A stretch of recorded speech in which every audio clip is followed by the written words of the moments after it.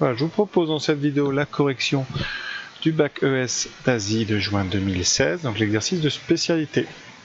Exercice très classique avec des graphes, le théorème de l'air, algorithme de Dijkstra, voilà, du tout facile. Donc vous réfléchissez bien à toutes les questions et vous ne passez au corrigé que quand vous avez vraiment réfléchi correctement et pris du temps. A tout de suite. En première remarque, on va faire rapidement, qu'on peut écrire juste en début, le graphe ici est connexe.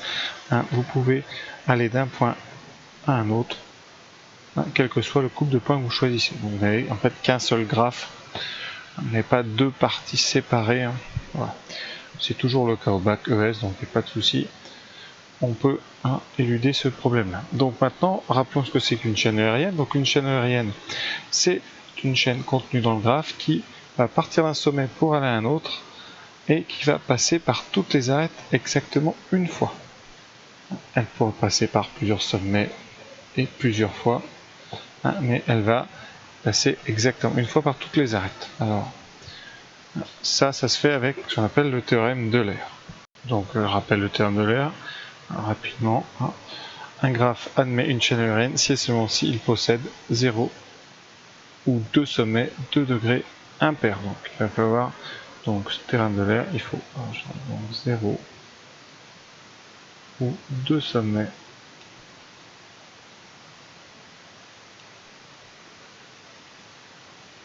De degrés impairs. Alors on va faire un petit tableau avec les différents donc degrés des sommets. Alors, on rappelle que ça c'est très simple à faire.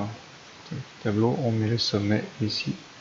Donc en première ligne, les sommets, en deuxième ligne, le degré. Et on va prendre tous les points, donc A, B, C, D, E, F. Bon. Plus long à tracer qu'à calculer. Je vous rappelle que le degré c'est le nombre, regardez A, c'est le nombre donc d'arêtes qui arrivent en A, qui partent. Ici vous avez degré de A, donc 3, degré de B, 3, déjà on a 2 impairs, vous voyez, ça commence mal. Ensuite, ça commence mal, je m'entends. C, 1, 2, 3, 4, D, 3.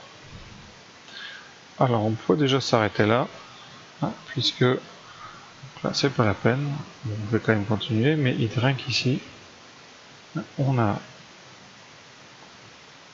plus de 2 sommets de degrés impairs. Donc, le graphe ne contient pas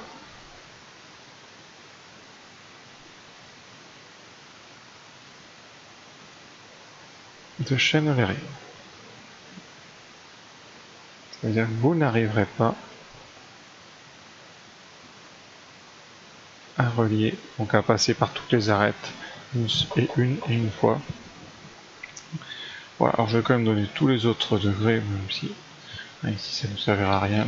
E, V, 4, F, 1, 2, 3, 4, 5, 6, G, 3, H, 3, I3, J3 et K3. Voilà, donc on a vraiment beaucoup.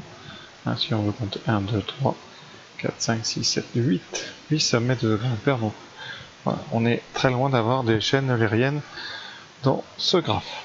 Donc, voilà pour la première question. Très facile, vraiment. D'ailleurs, la question, petit piège en général, quand il y a marqué si oui, donner une telle chaîne, on est habitué à ce qu'il y en ait une, et là vous voyez, c'est un piège, il n'y a pas de chaîne, donc il y avait une petite partie de la question qui n'était pas faisable. Voilà, donc faites attention, vous voyez que ça peut arriver. Donc question numéro 2 est notre matrice M.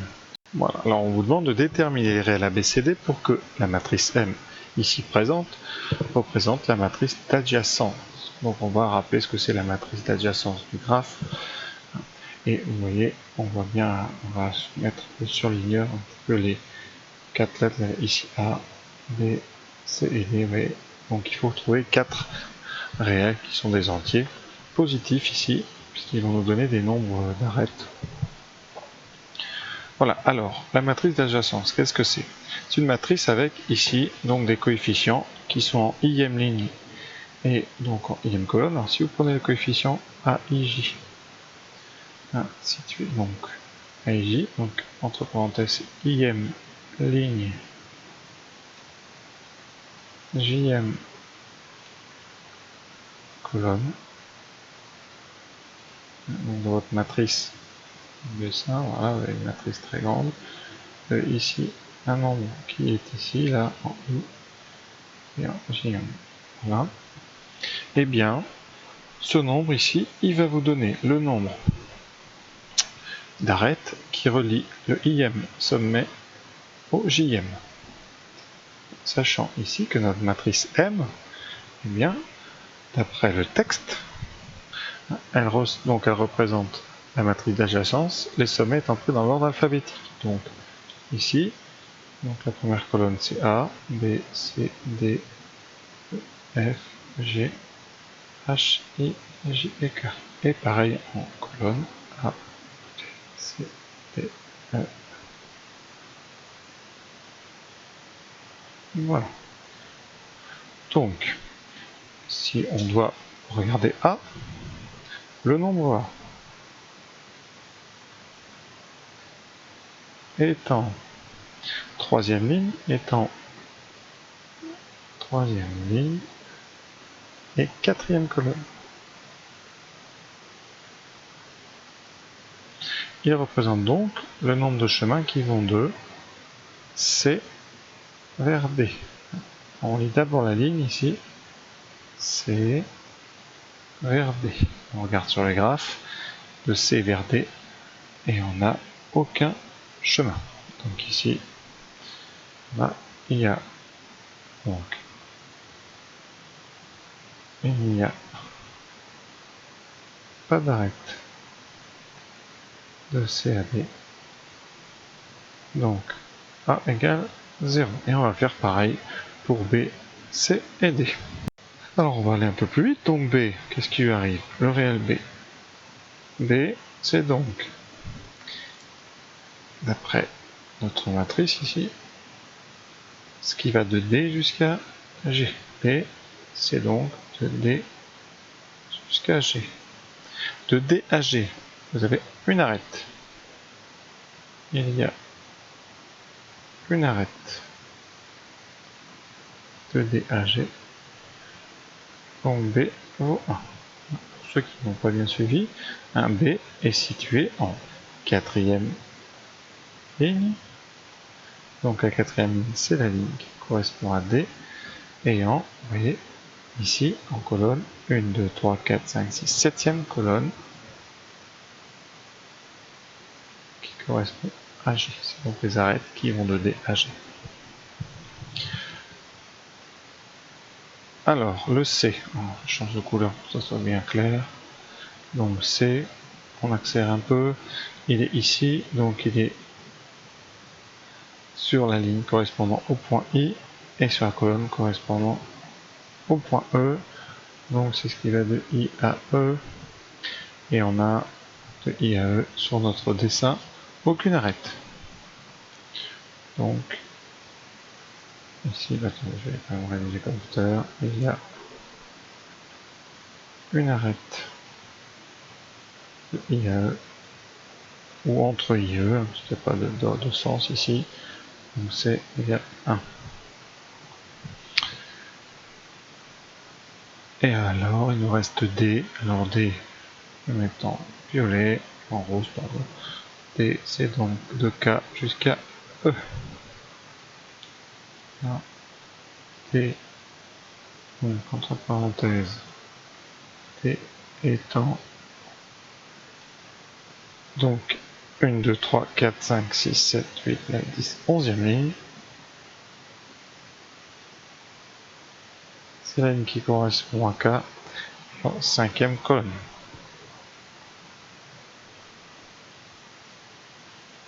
C'est la colonne de E. Alors, donc on va chercher les chemins entre K, enfin les arêtes entre K et E. Il n'y a pas d'arête.